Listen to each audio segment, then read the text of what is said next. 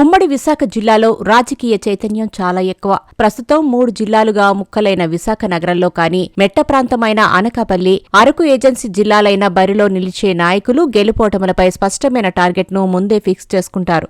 అయితే ఏళ్ల తరబడి ఒకే నియోజకవర్గంలో సామాజికంగా, ఆర్థికంగా ఎదుగుతూ వచ్చిన నాయకులను వైసీపీ అధ్యక్షుడు జగన్ వేరే నియోజకవర్గాలకు ఇన్ఛార్జీలుగా నియమించడంతో ఇప్పుడు అసంతృప్తులు బయటపడుతున్నాయి. ముఖ్యంగా జిల్లాల విభజన తర్వాత అనకాపల్లి జిల్లాకు ఎంతో ప్రాధాన్యత పెరిగింది. అనకాపల్లి పార్లమెంటు నియోజకవర్గంలో అభివృద్ధి పెరుగుతున్నా ఎన్నికల బరిలో దిగడానికి వైసీపీ తరపున మాత్రం అభ్యర్థులు వెనకడుగు వేస్తున్నారు. 2024 ఎన్నికల ముందు, ఎన్నికల తర్వాత నియోజకవర్గాల ఇన్ఛార్జీల మార్పు వైసీపీకి తలనొప్పిగా మారింది.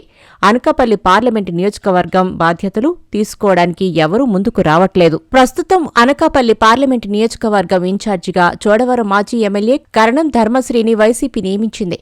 2004లో తొలిసారి కాంగ్రెస్ పార్టీ నుండి మాడుగుల నియోజకవర్గం ఎమ్మెల్యేగా గెలిచిన కరణం ధర్మశ్రీ 2009 ఎన్నికల్లో ఓటమి పాలయ్యారు. 2014 ఎన్నికల ముందు వైసీపీలో చేరిన కరణం ధర్మశ్రీ 2014 నుండి 2024 వరకు 3 సార్లు చోడవరం నియోజకవర్గం నుంచి వైసీపీ అభ్యర్థిగా బరిలోకి దిగినా 2019 ఎన్నికల్లో ఒక్కసారి ఎమ్మెల్యేగా గెలిచారు. గత 15 సంవత్సరాలుగా చోడవరం నియోజకవర్గం ప్రజలకు అందుబాటులో ఉంటూ సొంత క్యాడర్ని ఏర్పాటు చేసుకున్న కరణం ధర్మశ్రీ వైసీపీ ప్రభుత్వ హయాంలో జరిగిన మంత్రివర్గ విస్తరణలో తనకు మంత్రి పదవి వస్తుందని భావించారు. అయితే అప్పటి ముఖ్యమంత్రి జగన్ ధర్మశ్రీని విప్ పదవికే పరిమితం చేశారు.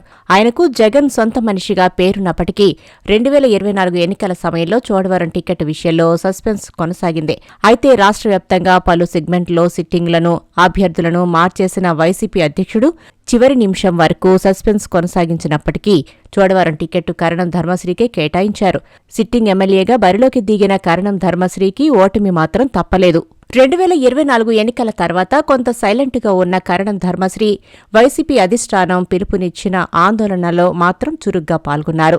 2024 పార్లమెంటు ఎన్నికల్లో అనకాపల్లి పార్లమెంటు నియోజకవర్గం నుండి బరిలో నిలిచిన మాజీ మంత్రి బూడి ముత్యాల నాయుడు ఘోర పరాజయం పాలవడంతో జగన్ నియోజకవర్గాల ఇన్ఛార్జీల మార్పుల ప్రక్రియ చేపట్టారు. కరణం ధర్మశ్రీని అనకాపల్లి పార్లమెంటు నియోజకవర్గం ఇన్ఛార్జిగా నియమించారు.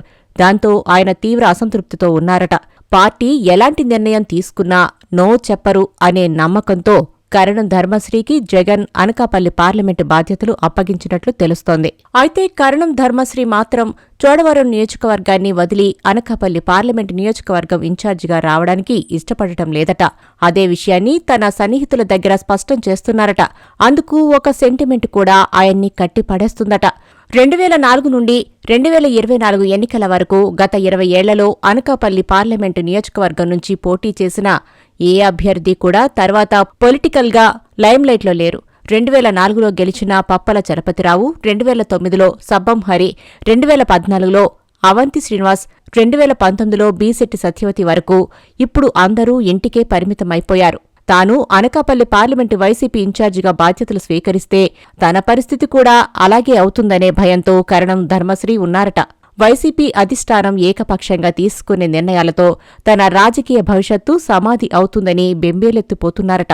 దానికి తోడు తాను 15 ఏళ్లుగా పోటీ చేస్తున్న చోడవరం అసెంబ్లీ నియోజకవర్గం ఇన్ఛార్జిగా మాజీ మంత్రి గుడివాడ అమర్నాథ్ని నియమిస్తూ వైసీపీ అధిష్టానం నిర్ణయం తీసుకోవడంతో కరణం ధర్మశ్రీ తీవ్ర అసంతృప్తిలో ఉన్నట్లు తెలుస్తోంది.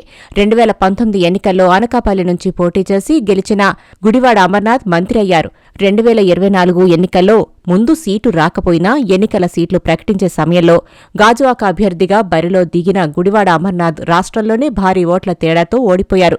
గాజువాక నియోజకవర్గంలో ఇక గుడివాడ అమర్నాథ్ ఆటలు సాగవు అని గమనించిన వైసీపీ అధిష్టానం చోడవరం నియోజకవర్గం వైపు పంపించిందని, తనకు పట్టున్న స్థానంలో అమర్నాథ్ను ఇన్ఛార్జి చేయడమేంటని ధర్మశ్రీ అసహనం వ్యక్తం చేస్తున్నారట. 2024 ఎన్నికల్లో బీజేపీ నుండి బరిలోకి దిగి అనకాపల్లి ఎంపీగా గెలిచిన సీఎం రమేష్ ఎన్నికలకు ముందు, ఎన్నికల తర్వాత ప్రధానమంత్రిని 2 సార్లు నియోజకవర్గానికి తీసుకువచ్చారు. అనకాపల్లి పార్లమెంటు పరిధిలో అనేక పరిశ్రమలు ఏర్పాటు చేయడానికి ప్లాన్ చేస్తున్నారు. ఆయన అలా పాతుకుపోవడానికి చేస్తున్న ప్రయత్నాలతో కరణం ధర్మశ్రీ అటు చూడాలంటే సంశయిస్తున్నారట.